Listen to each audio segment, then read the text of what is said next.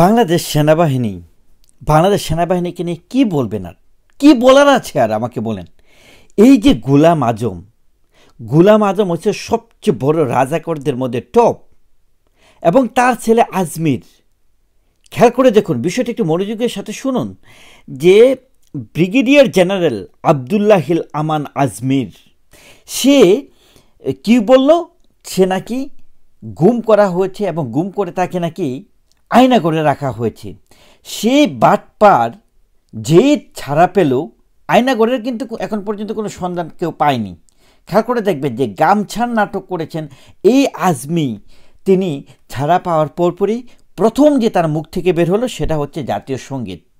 আমাদের জাতীয় সঙ্গীতটাকে তিনি মুছে দিতে চাচ্ছেন, অবজ্ঞা করেছেন এবং এই জাতীয় সঙ্গীতটাকে পরিবর্তনের ডাক দিয়েছিলেন।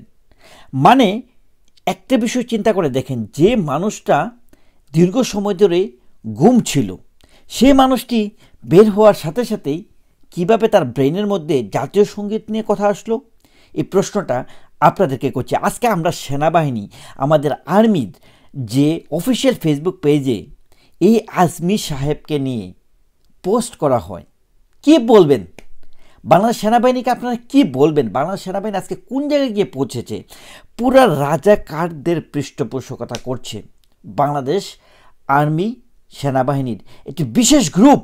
আমি পুরো গ্রুপকে বলছি না। বাংলাদেশ সেনাবাহিনী বাংলাদেশের গর্ব, বাংলাদেশের ইতিহাসের নক্ষত্র। আর এই বাংলাদেশের সেনাবাহিনীর ভিতরে এই রাজাকার আলবদরের দল, এই গোলাম আজমের দল, আজমির দল, তারা ঢুকে পড়েছে। আজকে তারা পোস্ট করছে, মানে বাংলাদেশে এত এত ঘটনা ঘটে যাচ্ছে, মানে নির্বিচারে হত্যাকাণ্ড ঘটে যাচ্ছে, এইগুলি নিয়ে তাদের কোনো মাথা ব্যথা নাই। দেখা যাচ্ছে যে এই আজমি সাহেবকে নিয়ে তাদের পোস্ট করতে হয়। কি এক ভয়াবহ একটা অবস্থানে আমরা এসে পৌঁছেছি। সেনাবাহিনী থেকে গোলাম আজমের ছেলে আজমির বরখাস্তের আদেশ বাতিল। এবং মানে আমার যে বিষয়টা বা দৃষ্টিভঙ্গিটা সেটা হচ্ছে যে এই যে গোলাম আজম, তার সাথে তার ছেলের যে কম্প্যারিজনটা আমরা কেন করলাম, যে তিনি প্রথম দিনই যে দাবি কি করলেন যে বাংলাদেশের জাতীয় সঙ্গীতকে পরিবর্তন করতে হবে। চিন্তা করুন, আর যখনই জামাত ইসলামের হাতে এখন বাংলাদেশ পড়ে গেছে, এই রাজাকারদের হাতে যখনই পড়ে গেছে, তখনই তারা যখন যেটা সুযোগ পাচ্ছে সেটার কিন্তু বাস্তবায়ন করার চেষ্টা করছে। এই যে দেখুন, ব্যারিস্টার ফুয়াদ নব্য রাজাকার, বড় রাজাকার, সে কি বলছে, 16 ডিসেম্বর আমাদের বিজয় দিবস তিনি মানে না। আর ইনিয়ে বিনিয়ে বাংলাদেশের মানুষের ম্যাক্সিমাম মানুষই তারা বই পড়ে না, পড়াশোনায় অভ্যস্ত নয়, তারা হিস্ট্রি জানে না, যে কোনো কিছু বুঝিয়ে তাদের ব্রেন ওয়াশ করার চেষ্টা করা হচ্ছে। এই ব্যারিস্টার ফুয়াদ বলছে 16 ডিসেম্বর তিনি নাকি নতুন ডেট খুঁজছেন বিজয় দিবসের জন্য, সেটা নাকি আমাদের বিজয় দিবস হতে পারে না। এই রাজাকারগুলা নতুন করে মাথা নাড়াচাড়া দিয়ে উঠে বসেছে। তারা এখন সকল জায়গায় তাদের বীজ বপন করছেন।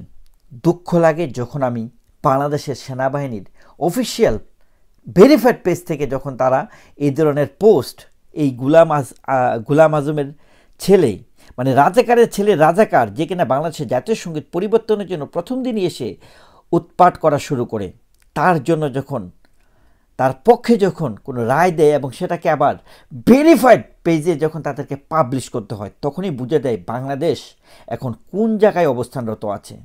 বিষয়গুলোকে একটু চিন্তা করে দেখবেন এবং কিভাবে দেখছেন এই বাংলাদেশ সেনাবাহিনীর অবস্থানটাকে কমেন্ট করে জানাবেন। Thank you so much.